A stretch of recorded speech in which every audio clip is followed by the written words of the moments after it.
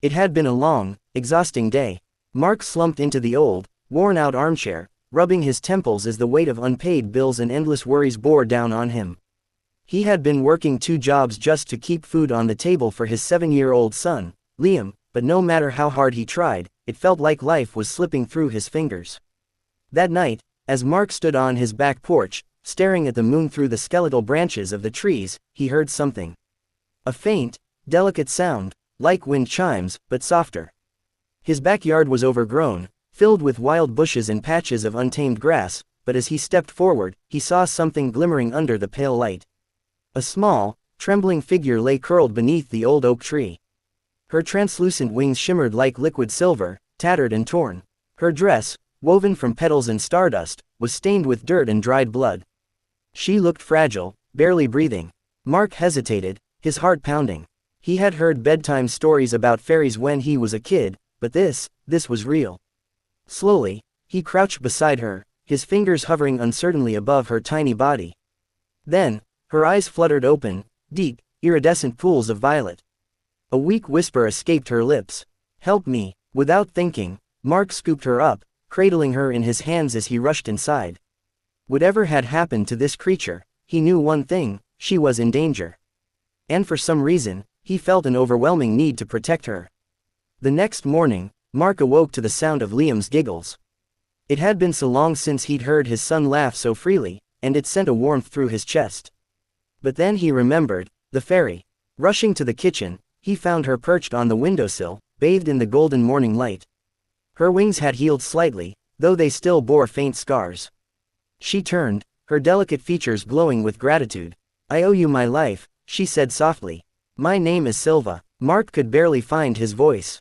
You're real." A knowing smile played on her lips. "As real as the magic in your son's laughter." Mark had no time to process what that meant before Liam ran in, his eyes wide with wonder. "Dad." The backyard, something happened. Together, they stepped outside, and Mark's breath caught in his throat. The once dry, lifeless patch of dirt had transformed overnight into a lush garden. Vines wrapped around the fence, vibrant flowers bloomed where there had been nothing but weeds, and ripe fruits hung from branches that had been barren just hours ago. Silva fluttered beside him, her wings catching the morning breeze. "You saved me," she said. "So I gave you a gift. Your home, it was starving for life. Now, it will never be empty again." Mark felt something stir inside him, hope. He hadn't felt it in years. Over the next few days, small miracles unfolded. The cracks in the walls of their home began to mend. Liam's old, tattered shoes seemed to never wear out. The bills, once overwhelming, became easier to manage as unexpected work opportunities came Mark's way. But Silva remained wary. She spent hours staring at the sky, her delicate fingers tracing invisible symbols in the air. There was something she wasn't telling them. One evening, as Mark sat on the porch watching Liam chase fireflies, Silva landed beside him. Her expression was troubled. "They will come for me soon," she said.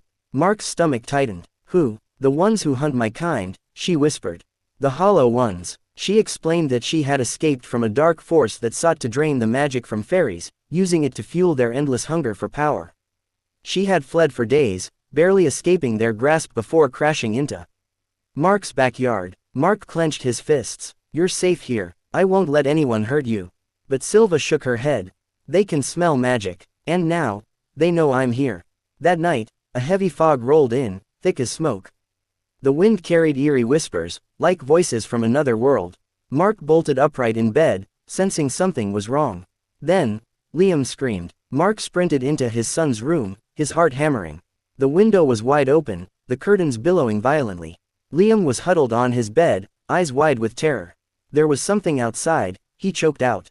"Something, watching me." Silva hovered near the window, her glow dimming with fear. "They're here." The house trembled as a deep, guttural growl echoed through the walls. The shadows outside twisted and moved, unnatural and predatory. Mark grabbed a flashlight and stormed outside. "Get away from my house," he shouted into the darkness. The fog shifted, revealing figures lurking at the edge of the garden, tall, hollow-eyed creatures with skin like cracked stone. Their mouths twisted in eerie grins as they stepped closer. "The fairy does not belong to you," one of them rasped. "Give her to us, and we will leave you in peace." Mark clenched his jaw. "Over my dead body." Liam ran out onto the porch, gripping Silva protectively. She's our friend. You can't have her. Silva's wings flared with sudden light. Stay behind me. She raised her hands, and the garden around them shivered. Vines erupted from the ground, twisting toward the hollow ones. But the creatures were strong. They slashed through the greenery, their hollow eyes locked onto Silva. Mark grabbed a shovel and swung at the nearest figure, but it passed through them like mist. The creature laughed, a horrible, soulless sound. Then, Liam did something unexpected. He laughed. A pure, joyful sound rang through the air, and the hollow ones recoiled. Their bodies shuddered as cracks formed along their ashen skin. Silva gasped. Liam, your laughter is magic. Mark didn't hesitate. Liam, laugh as loud as you can. Liam let out a bright, unrestrained laugh, and the hollow ones screamed. Their bodies splintered like glass, dissolving into nothingness. The fog lifted. The night fell silent. Silva collapsed to the ground, exhausted but alive. You saved me, she whispered. By dawn, the world felt different, lighter, safer. The garden thrived more than ever, and the house seemed to radiate warmth. Silva stood before Mark and Liam, her violet eyes filled with gratitude. It's time for me to go. Liam's face fell. But, will we ever see you again? Silva smiled. Magic never truly leaves. Whenever you hear laughter, feel the wind dance through the trees, or see the first light of dawn, I'll be there. She touched Liam's forehead, leaving a faint silver glow. You have a gift, little one. Never stop believing in magic. With one final, shimmering burst of light, she spread her wings and soared into the sky, vanishing into the morning sun. Mark and Liam stood in the garden, watching her disappear. Mark wrapped an arm around his son. She changed our lives, didn't she? Liam grinned. She made our lives magic. And from that day forward, they never stopped believing.